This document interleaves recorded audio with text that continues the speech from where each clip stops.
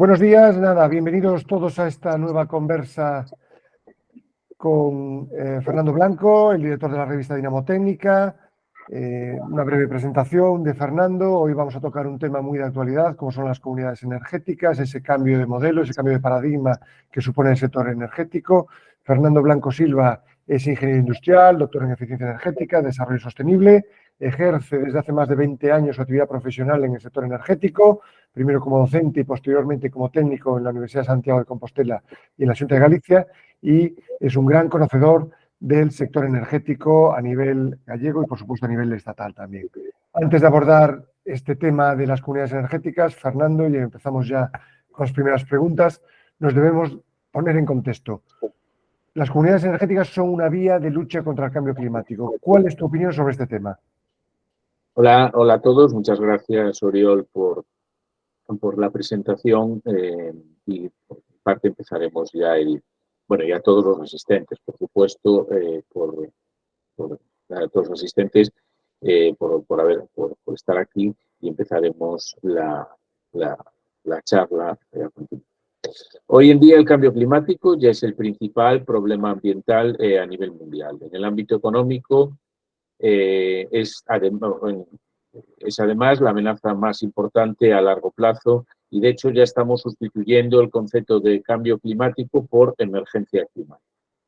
Las emisiones de gases de efecto invernadero aumentan cada año, mientras que países como Rusia, China o la India no están haciendo esfuerzos serios para contenerlas, siendo la Unión Europea la que debe de liderar esta lucha contra el crecimiento de emisiones de gases de efecto invernadero, y además nos tenemos que adaptar ahora al calentamiento global, que en unas décadas será insoportable.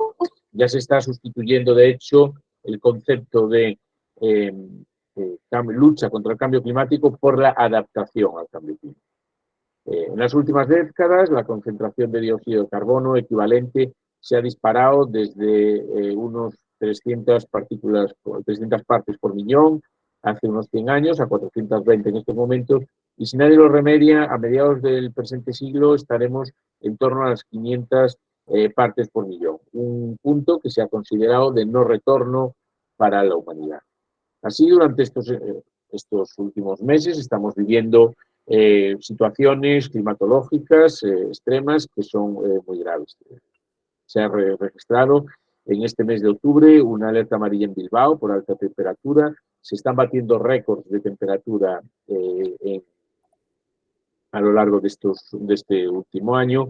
Una sequía a nivel global que ya está durando años en España, o temperaturas medias que cada año baten récords. Y ya no es siempre la lucha contra el cambio climático, sino que nos hemos resignado a pensar en la adaptación contra el cambio climático, en el momento que ya consideramos que va a ser imposible volver a la situación. Perfecto, Fernando. Y en este contexto de cambio climático, ¿cómo surgen las comunidades energéticas? Las comunidades energéticas son una herramienta de lucha contra el cambio climático que ya lo define la Unión Europea en el año 2018 mediante dos directivas: la de fomento del uso de las renovables del año 2018 y la del 2019 sobre normas comunes del mercado de la electricidad. Aquí aparece una variante que no existen dos figuras. Por un lado, la figura de comunidad de energías renovables, que incluiría solo estas tecnologías, y por el otro lado la comunidad ciudadana de energía, que sería un concepto quizás más amplio, que no estaría ceñido a las energías renovables. Y esto daba lugar a una cierta confusión. En el año 2020, el Ministerio de Transición Ecológica y Reto Demográfico aclara esa figura, le denomina Comunidad de Energías Renovables y lo limita en España al ámbito de las energías renovables, aunque normalmente se utiliza el concepto de comunidad energética, que es un concepto genérico y más amplio. Y hoy, en octubre del 2023, ¿cuál es el concepto de comunidad energética aquí en España? Vale, siguiendo el Real Decreto Ley 23/2020 que citaba antes, se presenta esta comunidad de energías renovables como una entidad jurídica, en primer lugar, que pretende potenciar las tecnologías renovables, es decir, que en principio va a excluir las tecnologías fósiles. Y luego una serie de exigencias, como son la participación abierta y voluntaria de ciudadanos, pymes, ayuntamiento, el funcionamiento democrático de los socios, es decir, que no hay partes predominantes en la organización interna, como podría ser una gran empresa que gestionara ella todo de manera bueno, no democrática, no asamblearia, y que además estas personas, esta entidad jurídica, sean los propietarios de las instalaciones renovables en un espacio geográfico limitado.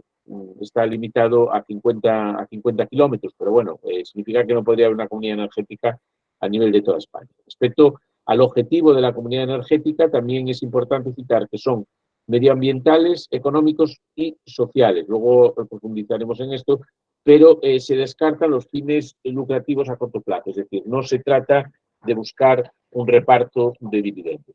Además, de este modelo que podemos, bueno, de este modelo, esto parte de un modelo tradicional donde se genera a partir de lo que es los autoconsumos compartidos, que se tratan de ampliar fomentando la participación de los municipios, que podrían ser los incentivadores de estas comunidades energéticas, pero siempre repitiendo que no pueden ser predominantes, es decir, el funcionamiento tiene que ser democrático. Además, la comunidad energética debe permitir un proceso de gobernanza en el que todos los miembros pueden participar, todos los miembros deben elegir. Una vez que conocemos este concepto de comunidad energética, genéricamente hablamos ya de las comunidades energéticas, debemos aclarar un poco el motivo de implantarlo. Por un lado, que es facilitar el acceso del pequeño consumidor a un mercado donde pueda acceder como productor y consumidor de energía. Esto está, como antes decía, está muy relacionado con el concepto del autoconsumo compartido que aparece en 2018. Se desbloquea en España el autoconsumo por primera vez y en el 2019 se aprueba una reglamentación que ya permite el autoconsumo compartido. Esta idea del autoconsumo es muy importante relacionado con lo que es la gobernanza, porque hasta su aprobación era inviable que un pequeño ciudadano fuera propietario de una entidad de generación, de una planta de generación de energía, como puede ser evidentemente la eólica, la fotovoltaica, una central térmica de biomasa, por los costes que supone, ¿no? Hay que tener muchísimo dinero para ser propietario, o mucho dinero para ser propietario de una central de este tipo. Pero el autoconsumo lo que ya permite es que un pequeño, normalmente pequeñas industrias, pero también hay propietarios particulares, podían tener una instalación de generación de energía eléctrica para, en primer lugar, producir ellos y vender los excedentes a la red a partir de unos 5.000 euros, que ya empiezan a ser cantidades asumibles. Con la implantación del autoconsumo compartido se rebaja estos 5.000 euros a unas cantidades que ya podemos estar hablando en torno a 1.000 euros por cada kilovatio instalado, o incluso menos cuando estamos hablando de grandes instalaciones, de manera que ya se está permitiendo el acceso del ciudadano a la producción, a este papel de productor y consumidor de energía. Es decir, puede participar dentro del mercado eléctrico. Así, en su momento, el autoconsumo colectivo exigía que se cumpliera uno de los tres siguientes principios para que una instalación fuera de autoconsumo colectivo. Una distancia máxima de 500 metros desde el punto de generación al punto de consumo. Ahora esta distancia se ha ampliado a 2 kilómetros.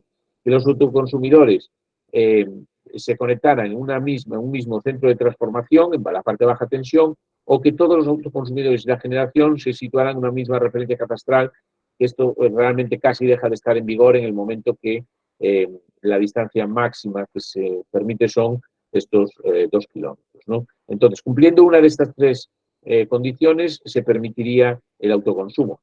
Obviamente, lo que no tenía mucho sentido es un autoconsumo colectivo a distancias de 10, 15, 20 kilómetros o más. Luego hay una serie de requisitos que son administrativos, que facilitan, por ejemplo, la conexión administrativa cuando la potencia máxima es de 10 kilovatios y en el caso de que sea 15 ni siquiera se necesitan los permisos de conexión. Este era el punto de partida del autoconsumo compartido, y lo que es la comunidad energética es un avance hacia adelante respecto a esto. El autoconsumo compartido está funcionando razonablemente bien, pero bueno, tiene algunas lagunas, como por ejemplo la compensación es mensual y no anual, con lo cual muchas viviendas que no están habitadas durante los meses de verano, pues pierden parte de la energía eléctrica que se genera. Se está tratando de resolver con las baterías virtuales por parte de algunas comercializadoras, pero tendría que haber una legislación que completase eso, ¿no? Con lo que se llama la compensación dinámica, es decir, que se puedan ir cambiando los coeficientes de reparto o que pueda existir un almacenamiento anual, es decir, que no, si alguien está produciendo en el mes de julio o el mes de agosto no consume, pues que esto se puede ir a acumular a lo largo de todo el año. Perfecto, Fernando. Y entiendo que en todo este contexto es aquí donde aparece la comunidad energética, ¿es así? Sí, es correcto. Cuando la comunidad energética significa un paso adelante respecto al autoconsumo compartido, mientras que el autoconsumo compartido se planteaba para ciudadanos en particular o para agrupaciones de ciudadanos por interés particular, se da un paso adelante constituyéndose la comunidad energética con fines, aparte de medioambientales, económicos, pero de beneficio global, de un componente social, ¿no? Entonces, al introducir este componente social, lo que se busca es también que el Ministerio de Transición Ecológica, en el caso de España, o los ministerios que procedan en otros países de la Unión Europea, apoyen la creación de estas comunidades energéticas. Es decir, el paso que se da es incorporar estos conceptos, contenidos sociales a cambio de un apoyo económico por parte de las administraciones públicas. Entonces, la comunidad energética no exige de por sí un autoconsumo colectivo, se puede configurar de otras formas, pero es obvio que es la evolución del mismo. Es decir, una vez que disponemos de un autoconsumo, se pueden enriquecer con otros contenidos sociales, como puede ser el apoyo a los consumidores, apoyo al colectivo de consumidores vulnerables, tareas de dinamización social o técnicos, como puedan ser sistemas de batería, puntos de recargo, vehículos compartidos, centrales de biomasa, etcétera, etcétera. Tiene una configuración bastante abierta. Entonces, una vez que constituyéramos este grupo de consumidores, estamos en principio ante la comunidad de energías renovables. Y aquí me gustaría hacer una pequeña referencia sobre una confusión que yo veo habitualmente en webinars y en charlas sobre comunidades energéticas, sobre lo que es la figura de la comunidad energética, que puede ser fácilmente constituida, y la existencia de las ayudas a la constitución de la misma. Hay una orden, que es la TD 1446-2021, que aprueba las ayudas para proyectos singulares de comunidades energéticas, estableciendo que habrá un apoyo económico por parte del Ministerio de Transición Ecológica. Y esta orden no establece unos criterios estrictos del beneficio social ni de la dinamización social, sino que es una orden en concurrencia competitiva, cuantifica un 25% el peso del componente social y en otro 15% la dinamización social. En algunos sitios vemos que, por ejemplo, teóricamente se exige que se apoye a consumidores vulnerables, pero esto ya depende de la configuración que se desee que la comunidad energética desee. Evidentemente, si quiere optar a estas ayudas por parte del Ministerio de Transición Ecológica, deberá apoyar, deberá reforzar este componente social, pues en forma de apoyo a consumidores vulnerables, etcétera, etcétera, y la dinamización social. La dinamización social significa darle una visibilidad a la existencia de estas de esta comunidad energética, que pueden ser en forma de talleres explicativos sobre cambio climático, sobre la tarifa eléctrica o similares, ¿no? Entonces, para finalizar sobre esta diferencia, es que al tratarse de una orden de concurrencia competitiva, no hay un límite claro en cuanto a cuál es el componente social y de género y cuál es la dinamización social. Entonces, cuando se hace el diseño de la comunidad energética, pues se buscará una solución de compromiso que permita potenciar esto, pero siempre para unos costes razonables de las comunidades. Y nos hablabas antes, Fernando, del apoyo a los vulnerables. En este caso, las comunidades energéticas, ¿cómo se explica? Vale, el apoyo, lo que os decía antes era que desde mi punto de vista va a ser es lo más difícil de gestionar, ¿no? Porque las comunidades energéticas son un acuerdo entre unos particulares, unas pymes, podemos tener un ayuntamiento liderándolo para gestionar la energía de forma eficiente.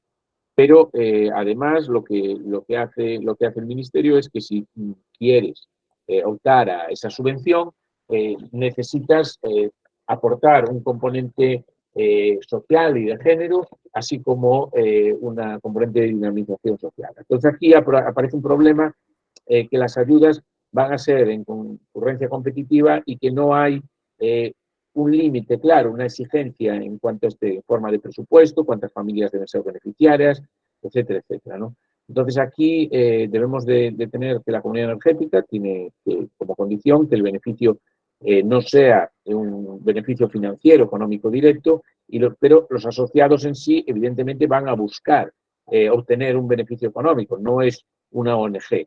Entonces, las administraciones públicas deben, o en este caso el Ministerio de Transición Ecológica, es el que debe de asumir este apoyo a los consumidores vulnerables. Claro, la duda puede aparecer cuando se incluyen a unos consumidores vulnerables, se está regalando la luz y no se obtiene la subvención del Ministerio, ¿no? Yo creo que es el cuello de botella que puede aparecer en este momento. Bueno, vamos quizá a la parte que más nos gusta, que es la tecnológica. ¿Cuáles crees tú que son las tecnologías más adecuadas para las comunidades energéticas? Bien, en primer lugar, indicar o reiterar que la característica principal es que las tecnologías de producción sean renovables. A corto plazo podemos hablar, por lo que es asumible, es que sean instalaciones fotovoltaicas o mini eólicas de autoconsumo. A mayores, a partir de ahí, podemos incluir las modalidades que se quieran, ¿no? Yo veo el district heating de biomasa, que es donde varios vecinos pueden compartir suministro de calefacción y agua caliente sanitaria. Otra tecnología que podríamos incluir sería el vehículo eléctrico, o sea, en cualquier bien con forma de puntos de recarga compartidos por los usuarios de la comunidad de vecinos, o incluso en almacenamiento con baterías físicas o virtuales, pero incluso con otras modalidades que irían más allá respecto a movilidad sostenible o vehículos compartidos. Ya más allá de lo que es el vehículo eléctrico o lo que son las instalaciones de generación, podríamos tener una amplísima variedad de aplicaciones o tecnologías de ciencia de fomento de las renovables, como puede ser desde la mejora de la envolvente térmica, medidas de eficiencia energética, apps de consumo eléctrico, otras muchas, y las combinaciones que nosotros queramos de todas estas, ¿no?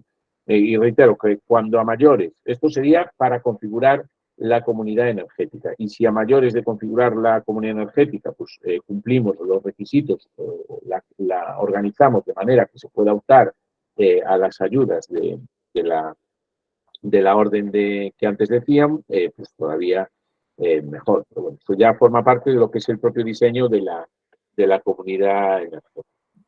No existen, por ejemplo, limitaciones, grandes limitaciones, que si hay un número máximo de pymes, de ciudadanos físicos, aparece una exclusión o sea, una obligación de un funcionamiento democrático, pero yo creo que en todo caso son situaciones que son bastante asumibles. Perfecto. Hasta ahora hemos visto la visión o la dimensión quizá legal, social, tecnológica, pero para poner en marcha una comunidad energética, ¿quién debe liderar? Sí, vamos a ver, evidentemente no hay una exigencia clara, es decir, de una empresa hay diferentes configuraciones, pero es obvio que alguien tenga que ejercer este papel después del otro actor, porque si no, no se desarrollaría, ¿no?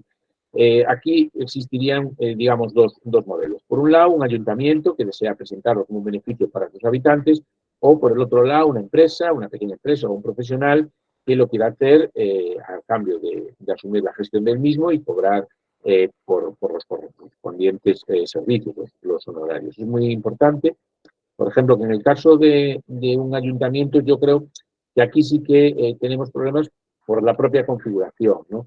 Un ayuntamiento, es cierto que hay que establecer, hay que cumplir una normativa estricta en cuanto a ley de contratos, en cuanto a beneficiar a unos vecinos y otros no, etcétera, etcétera, y tiene un encaje que yo no lo veo sencillo. Pero bueno, en la Comunidad Valenciana, por ejemplo, sí que hay varios ejemplos donde ayuntamientos ya han puesto en marcha comunidades energéticas, hacen un expuesto tractor, por ejemplo, ceden una cubierta de un pabellón polideportivo municipal, dan un soporte técnico, dan etcétera, y se pone en funcionamiento la comunidad energética. Luego, aquí, claro, el problema que puede haber es que, por ejemplo, ¿por qué el ayuntamiento le cede a una comunidad energética gratis el uso de una cubierta o una zona, ¿no? Entonces ahí tendría que ir a un procedimiento de concurrencia competitiva, es decir, si hay otra gente que lo quiere explotar, y esto puede ser, por un lado, tedioso, y por otro lado, tampoco nadie se asegura que no se vuelva a presentar, que no se presenta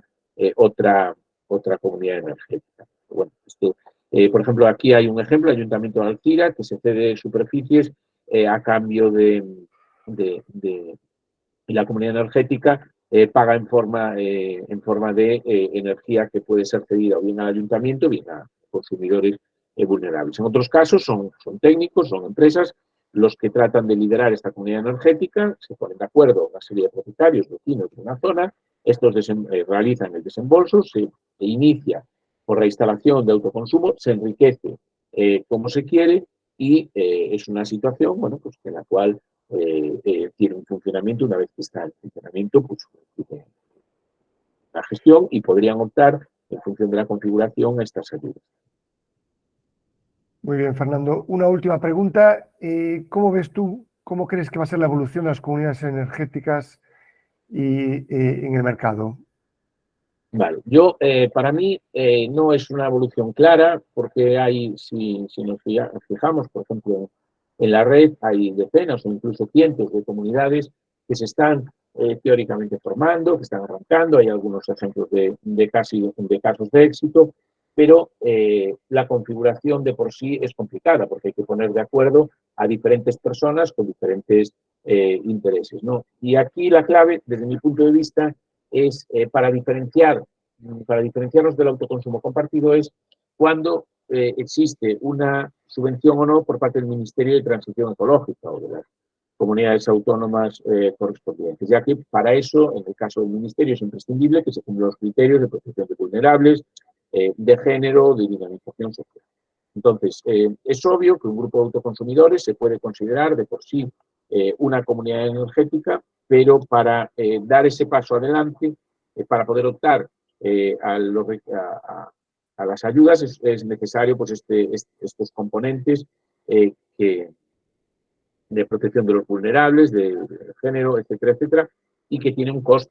Entonces, claro, el problema va a ser que ese coste, ¿quién lo asume en el caso de que no se consiga la subvención? Vemos en la red que hay, eso, lo que os decía, un montón de asociaciones, de grupos, de autoconsumos compartidos que se presentan como una comunidad energética, que cumplen los requisitos de presencia de pequeñas empresas y personas físicas, libertad de entrada y salida, funcionamiento democrático, pero la duda que yo tengo es ese beneficio social cuando se están financiando unas instalaciones para unos vulnerables que no está muy claro si se van a pagar o no se van a pagar, ¿no? El Ministerio de Transición Ecológica ha realizado hasta ahora 4 convocatorias con un importe, si no me equivoco, unos 100 millones de euros, que son decisivos para conseguir este beneficio de vulnerables. Entonces, claro, ¿cuál es el límite? Entonces, sabemos que también otro problema es el tamaño. Sabemos que vamos a tener una persona que la lidere, que